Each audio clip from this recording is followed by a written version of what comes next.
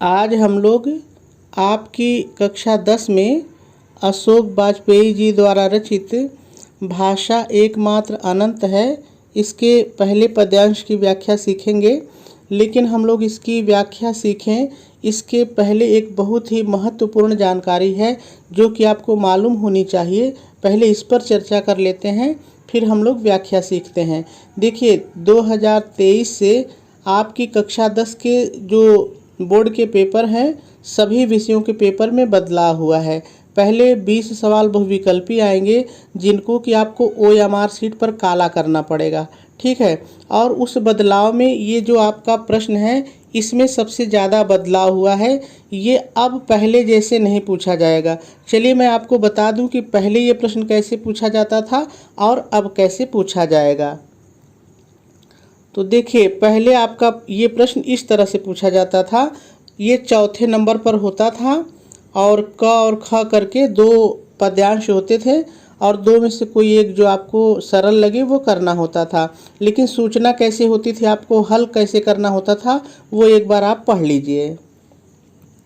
देखिए, इसी तरह से प्रश्न आता था, निम्नलिखित पद्यांशों में से किसी एक पद्यांश की संदर्भ सहित व्याख्या कीजिए और उसका काव्यगत सौंदर्य स्पष्ट कीजिए, ठीक है।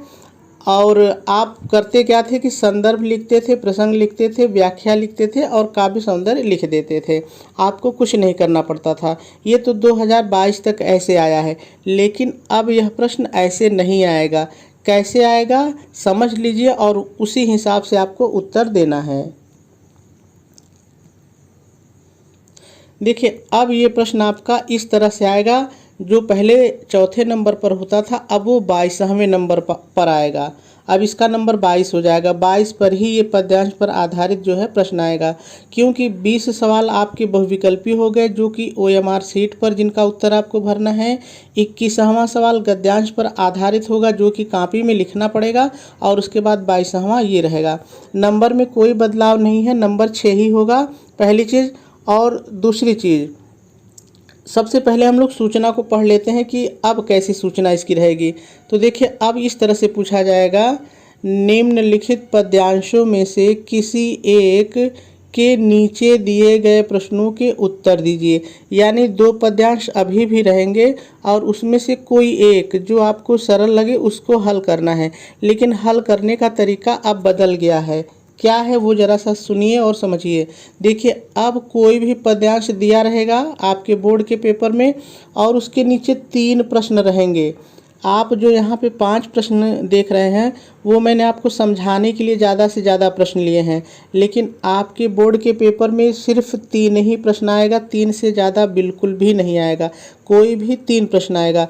तो आप इस कविता को पढ़ेंगे और इस कविता के आधार पर नीचे जो प्रश्न दिया है इस प्रश्न को हल करेंगे और प्रश्नों की संख्या 3 होगी। जैसे मैं आपको पढ़ के बता देता हूँ। जैसे आपने कविता पढ़ी, अब आप उसका संदर्भ और प्रसंग और व्याख्या काव्यगत सौंदर्य सब आपको मालूम है। तो आप क्या करेंगे, आप प्रश्न को पढ़ेंगे। मैं अभी आपको लिख के भी बताऊँगा, एक बार समझ लीजिए। प्रश्न रहेगा, प्रस्तुत पद्यांश का संदर्भ लिखिए। तो आपको संदर्भ लिखना है। अगर संदर्भ नहीं पूछेगा तो नहीं लिखना है। प्रस्तुत पद्यांश का प्रसंग लिखिए। अगर प्रसंग पूछे तो प्रसंग लिखिए, नहीं पूछे तो नहीं लिखना है। अगला है, प्रस्तुत पद्यांश की ससंदर्भ व्याख्या कीजिए और काव्यगत सौंदर्य की भी स्पष्ट कीजिए। तो अब जैसे भी प्रश्न रहेगा उस प्रश्न को आपको पढ़ना है और प्रश्न के ही अकॉर्डिंग आपको उत्तर देना है, ठीक है। तो ये चीज़ एक महत्वपूर्ण बदलाव हुआ है। अब चलिए हम लोग जो है इस पद्यांश की व्याख्या को सीखते हैं और इन प्रश्नों का उत्तर कैसे लिखा जाएगा ये भी मैं आपको लिख करके दिखाऊंगा। चलिए, अब हम लोग संदर्भ, प्रसंग, व्याख्या और काव्य सौंदर्य को सीखते हैं। सबसे पहले हम लोग हमेशा की तरह इस पद्यांश को पढ़ते हैं और इसमें जितने भी शब्द आए हैं पहले इन सभी शब्दों का सरल अर्थ जान लेते हैं, फिर व्याख्या करते हैं। फूल सरल है, आपको पता है। फूल तो ऐसे ही रहेगा। झरता है मतलब गिर जाता है, टूट करके गिर जाता है। फूल सरल है। शब्द ये भी सरल है। नहीं ये भी सरल है। बच्चा ये भी सरल है। सारे शब्द इसमें सरल है जो आप समझ सकते हैं। गेंद आप खेलते हैं, वही है, सही है। उछालता है तो ये भी सही है, उछालता है। सदियों, देखिए सदी 100 साल की होती है, तो यहाँ पे सदियों है तो बहुवचन है, तो आप कह सकते हैं सैकड़ों वर्षों, सैकड़ों वर्षों के, ये भी सरल है। पार का मतलब यहाँ पे है बाद, पार का मतलब यहाँ पे है बाद, ठीक है। लोकती है मतलब पकड़ती है, लोकती है मतलब पकड़ती है। उसे, उसे मतलब उस गेंद को जो पहला वाला बच्चा उछाल रहा है उस गेंद को। एक बच्ची सरल है, एक लड़की या एक बच्ची या एक दूसरी बच्ची, ठीक है, जैसा भी होगा। तो इस तरह से इसमें जितने भी शब्द आए हैं इन सभी शब्दों के सरल अर्थ हम लोगों ने देख लिए। अब हम लोगों को व्याख्या करनी है, लेकिन व्याख्या करने से पहले हम लोग थोड़ा सा संदर्भ और प्रसंग के बारे में भी जान लेते हैं, फिर व्याख्या लिखते हैं। देखिए, एक बार आप संदर्भ और प्रसंग ऐसे ही हमसे मौखिक रूप से सुन लीजिए, उसके बाद लिखना कैसे है वो भी हम आपको बताएंगे, लेकिन पहले एक बार ऐसे ही सुन लीजिए। तो सबसे पहले हम लोग संदर्भ लिखते हैं। आप संदर्भ हेडिंग डालेंगे, डैश डालेंगे और डैश डाल करके लिखेंगे प्रस्तुत पद्यांश हमारी पाठ्य पुस्तक हिंदी के काव्य खंड में संकलित भाषा एकमात्र अनंत है शीर्षक से अवतरित है। इसके रचयिता अशोक वाजपेयी जी हैं और आपका संदर्भ पूरा हो जाएगा। चलिए अब प्रसंग की बात करते हैं। आप प्रसंग हेडिंग डालेंगे, डैश डालेंगे और डैश डाल करके लिखेंगे प्रस्तुत पद्यांश में कवि ने प्रकृति की अन्य सभी वस्तुओं को नश्वर मानते हुए भाषा को एकमात्र अनंत बताया है, और आपका प्रसंग भी पूरा हो जाएगा। चलिए अब व्याख्या की बात करते हैं। आप व्याख्या हेडिंग डालेंगे, डैश डालेंगे और डैश डाल करके शुरू में पहले थोड़ा सा आपको अपनी तरफ से जोड़ के लिखना पड़ेगा। आप अपनी तरफ से क्या जोड़ करके लिखेंगे, ध्यान से सुनिए। प्रस्तुत पद्यांश में कवि श्री अशोक वाजपेयी जी भाषा की अनंतता का वर्णन करते हुए कहते हैं। अब आ जाइए पद्यांश पर। कहते हैं फूल खिलते हैं और कुछ समय बाद नीचे गिर करके मिट्टी में मिल जाते हैं। इस प्रकार से प्रकृति में जन्मा फूल अंततः प्रकृति में ही विलीन हो जाता है। फूल शब्द नहीं होते हैं। इस संसार में केवल शब्द और शब्दों से बनी भाषा ही अनंत होती है, अर्थात कभी भी समाप्त नहीं होती है। जिस प्रकार से एक बच्चा गेंद को उछालता है और कुछ समय बाद उस गेंद को एक दूसरी बच्ची पकड़ करके फिर से उछाल देती है और यह क्रम निरंतर चलता रहता है, उसी प्रकार से आज कही हुई बात सैकड़ों वर्षों के बाद भी समाप्त नहीं होती है, अपितु बदले हुए स्वरूप को लेकर के पुनः से विद्यमान हो जाती है। इस प्रकार से कवि कहते हैं कि इस संसार में भाषा ही एकमात्र अनंत है जिसका कभी भी अंत नहीं होता है, और आपकी व्याख्या पूरी हो जाएगी। चलिए अब हम लोग इस पद्यांश के काव्य सौंदर्य को देख लेते हैं।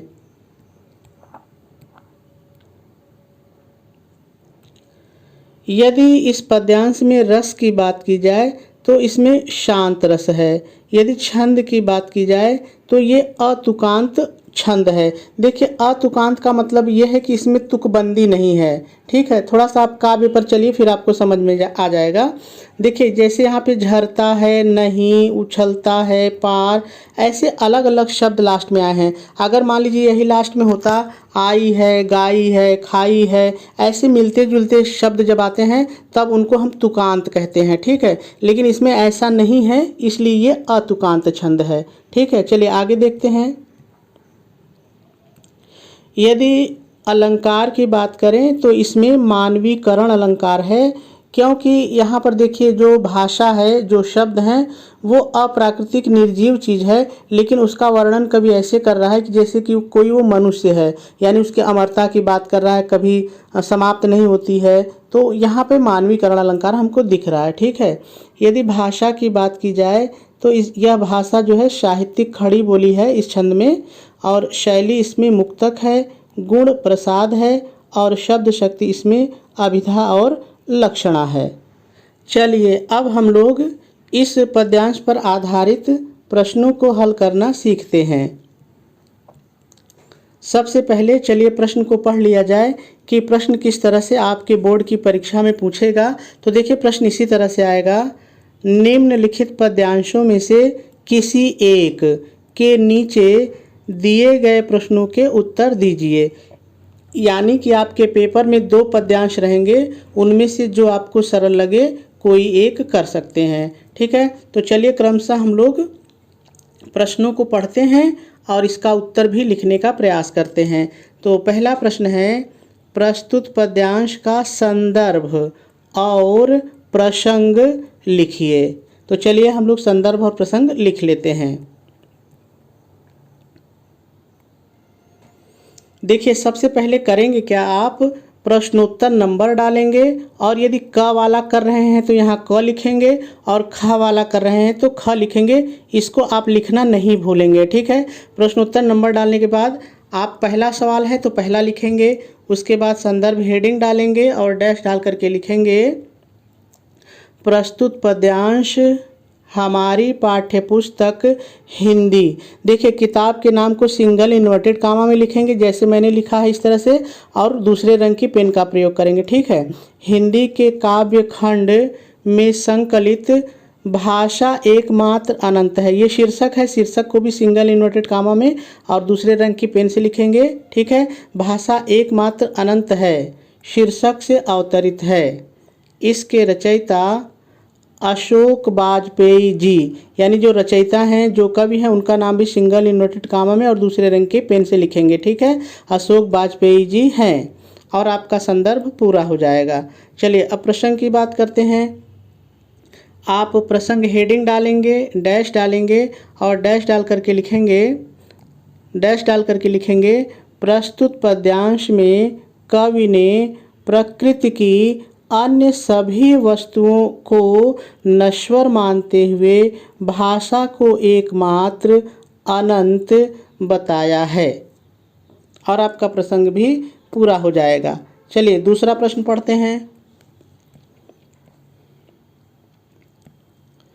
दूसरा प्रश्न है, प्रस्तुत पद्यांश की व्याख्या कीजिए और काव्य सौंदर्य भी लिखिए। तो चलिए मैंने जो आपको शुरू में व्याख्या बताई है ना, उसी को वाक्य बना के लिख दिया है, कुछ नहीं किया, बस वही वाक्य बना के लिख दिया है। तो आपने भी जो सुना है, आप एक बार अपने से वाक्य बना के लिखने का प्रयास कीजिए, आपकी जो व्याख्या है वो हो जाएगी। तो चलिए देखिए मैंने कैसे लिखा है। आप व्याख्या हेडिंग डालेंगे, डैश डालेंगे और डैश डाल करके लिखेंगे, प्रस्तुत पद्यांश में कवि श्री अशोक वाजपेयी जी भाषा की अमरता का वर्णन करते हुए कहते हैं। इतना तो आपने अपनी तरफ से जोड़ा। अब लाइन की व्याख्या नीचे है, देखिए, कहते हैं, प्रकृति में फूल खिलते हैं और कुछ समय पश्चात टूटकर मिट्टी में मिल जाते हैं। इस प्रकार प्रकृति में जन्मा फूल प्रकृति में ही मिल करके विलीन हो जाते हैं। फूल शब्द नहीं होते हैं।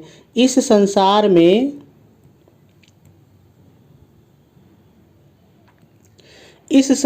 में केवल शब्द और शब्दों से बनी भाषा अनंत है। जिस प्रकार से एक बच्चा किसी गेंद को उछालता है और एक बच्ची पुनः उस गेंद को पकड़कर उछाल देती है और यह क्रम निरंतर चलता रहता है, उसी प्रकार से आज कही गई बात सैकड़ों वर्षों के बाद अपने रूप को बदलकर पुनः विद्यमान का मतलब होता है उपस्थित, यानी आ जाती है, विद्यमान हो जाती है। अतः निश्चित है भाषा ही एकमात्र अनंत है जिसका कोई भी अंत नहीं है। और आपकी व्याख्या पूरी हो जाएगी। चलिए अगला प्रश्न देखते हैं। 3 ही प्रश्न आएंगे, आपको ये ध्यान रखना है। देखिए अगला प्रश्न है, प्रस्तुत पद्यांश में कवि ने भाषा की क्या विशेषता बताई है। देखिए यहाँ पर हम लोग व्याख्या देख चुके हैं, काव्य सौंदर्य भी था, वो भी मैंने लिखा है। पहले काव्य सौंदर्य देख लेते हैं, फिर इसके उत्तर को देखते हैं, ठीक है। तो देखिए यहाँ पे काव्य सौंदर्य है, मैंने आपको पहले ये काव्य सौंदर्य सब कुछ बता दिया है, वही चीज़ मैंने यहाँ पे दोबारा लिखी है, ठीक है। चलिए अब हम लोग लास्ट वाला जो प्रश्न था उसका उत्तर देख लेते हैं। आप प्रश्न नंबर डालेंगे और लिखेंगे, कवि ने भाषा की विशेषता बताते हुए कहा है कि भाषा अनंत है जिसका कोई अंत नहीं है। सदियों के पश्चात भी भाषा का अस्तित्व बना रहता है, यद्यपि इसके स्वरूप में परिवर्तन हो जाता है। और इस तरह से आपका ये जो पद्यांश पर आधारित प्रश्न था ये पूरा हुआ। तो देखिए ध्यान यही आपको देना है कि अब पद्यांश के नीचे जो प्रश्न रहेंगे उनको पढ़ना है और जो प्रश्न पूछेगा केवल उतना ही उत्तर देना है।